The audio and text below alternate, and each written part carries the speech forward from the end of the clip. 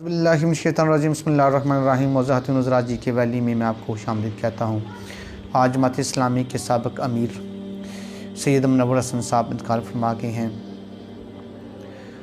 आप 1944 को दिल्ली में पैदा हुए और उसके बाद कि हमें पाकिस्तान के बाद आप कराची में आ गए और वहाँ पर आपने तरक्की पसंद तहरीक कार्ल मार्क्स वगैरह के नज़रियात से मुतासर हुए और NSF एक स्टूडेंट तंजीम थी उसको ज्वाइन कर लिया और आप अपने काम से इंतहाई ज़्यादा मुखलिस थे और जिसके साथ चलते थे 100% मुखलिस होकर चलते थे।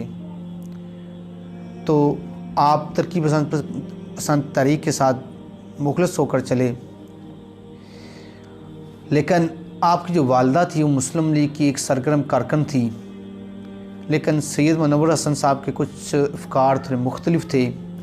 आप कार्ल मार्क्स वगैरह के नज़रियात से मुतासर हुए, लेकिन तरक्की पसंद तहरीक में रहते हुए आपको सैयद अबू अला मौदूदी रहमतुल्लाह अलैह का लिटरेचर पढ़ने का मौका मिला। आप सैयद अबू अला मौदूदी के लिटरेचर से इस कदर मुतासर हुए कि आपने फ़ौरन तरक्की पसंद तहरीक को छोड़कर जमात इस्लामी में शमूलियत अख्तियार कर ली। और उस वक्त जो जमात इस्लामी की, बल्कि अब भी जो जमात इस्लामी की जो तलबा लेवल पे ऊपर जो तंजीम है उसे इस्लामी जमीयत तलबा कहते हैं। आप इस्लामी जमीयत तलबा में शरीक हुए और उसकी रुकनीत हासिल की और बाद अज़ा जमात इस्लामी में तरक्की, ये जमीयत तलबा पाकिस्तान में तरक्की करते हुए नाज़िम आला के मकाम पर फाइज़ हुए। याद रहे, इस्लामी जमीयत तलबा में कोई ओहदा नहीं होता बल्कि ज़िम्मेदारी होती है और इंतखाब इसका जो होता है बहुत शफाफ होता है। और ऐसी जमात है ये तलबा लेवल के ऊपर जो इस्लामी निज़ाम के लिए हमातन ये एक्टिव रहती है और इस्लामी निज़ाम जो तलबा में है उसको फैलाने में इसका बहुत अहम किरदार है। तरक्की पसंद तरीके आगे पुल बांधने वाली ये इस्लामी जमीयत तलबा है और बेशक इसमें ये सैयद मुनव्वर हसन साहब हो गए, सिराजुल हक साहब हो गए, इस्लामी जमीयत तलबा में इनका बहुत अहम रोल रहा है और तलबा के अंदर इस्लाम के इशार फैलाने में इनका बहुत अहम किरदार रहा है। और हॉस्टल लेवल में और कॉलेज लेवल में और यूनिवर्सिटी लेवल के ऊपर इस्लाम की तरवीज व इशाअत के लिए ये लोग हमतन पेश रहते हैं। इसके बाद आप इस्लामी जमीयत तलबा से आप जमात इस्लामी में आप दाखिल होते हैं और सदर अयूब जनरल ज़िया-उल हक भुट्टो के ख़िलाफ़ ये खड़े होते हैं और इस्लामी निज़ाम के लिए अपनी पूरी ज़िंदगी वक्फ़ कर देते हैं और पूरी ज़िंदगी आप जमात इस्लामी को छोड़कर किसी दूसरी जमात में नहीं गए और पूरी ज़िंदगी आपने हराम का पैसा नहीं कमाया, कोई करप्शन नहीं की, कोई इनके ऊपर कोई इल्ज़ामात नहीं है ऐसा कि सैयद मुनव्वर हसन ने जमात इस्लामी के अमीर की हैसियत से या कौमी असम्बली के रुकन की हैसियत से या मजलिस आमला की रुकन की हैसियत से कभी कोई करप्शन की हो, कभी कोई अपना ज़ाती मुफाद निकाला हो या अपने किसी ज़ाती कारोबार में चले हों। ज़िंदगी भर जो जमात इस्लामी की तरफ से वजीफ़ा मुकर्रर था उसी पे ये गुज़र-औक़ात करते रहे हैं। कभी ना अपनी ख्वाहिशें बढ़ाई आपने और ना कभी आप लालच के मुतलाशी हुए।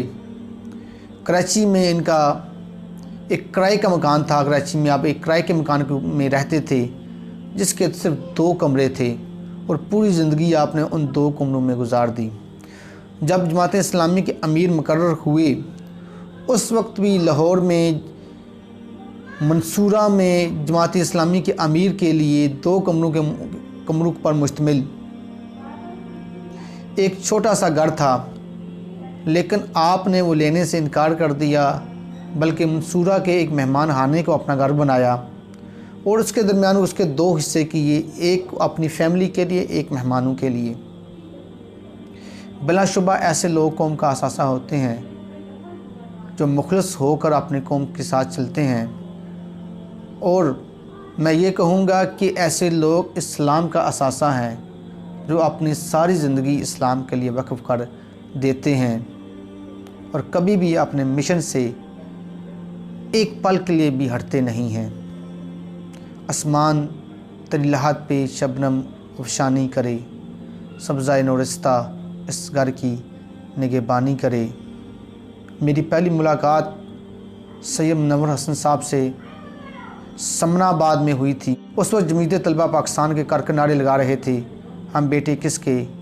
جواب ملتا تھا سید کے۔ آپ کے انداز بیان سے میں بہت زیادہ متاثر ہوا تھا، کیونکہ ایک انتہائی علمی ادبی تقریر تھی جو مجھے سننے کو ملی، جو عام سیاستدانوں سے ہٹ کر تھی، اور ایک آپ کی تقریر میں ایک ادب کا پہلو تھا۔ ایسا لگ رہا تھا کہ یہ پہلے سے ہی لکھ کر تیار کر کے آئے ہوئے ہیں، لیکن ایسا نہیں تھا۔